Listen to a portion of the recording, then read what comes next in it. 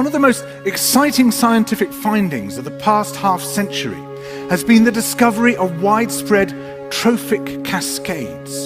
A trophic cascade is an ecological process which starts at the top of the food chain and tumbles all the way down to the bottom.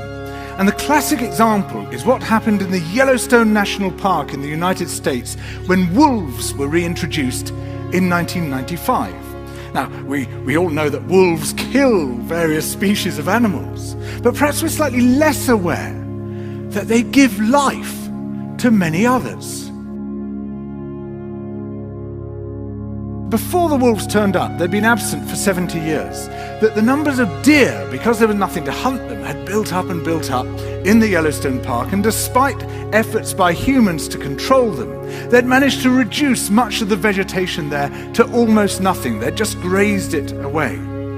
But as soon as the wolves arrived, even though they were few in number, they started to have the most remarkable effects. First, of course, they killed some of the deer, but that wasn't the major thing. Much more significantly, they radically changed the behavior of the deer. The deer started avoiding certain parts of the park, the places where they could be trapped most easily, particularly the valleys and the gorges. And immediately those places started to regenerate. In some areas, the height of the trees quintupled in just 6 years.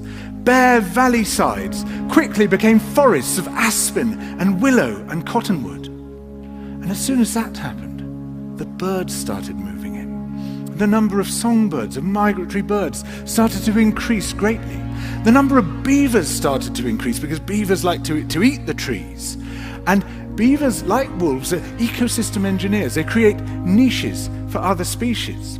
And the dams they built in the rivers provided habitats for otters and muskrats and ducks and fish and reptiles and amphibians.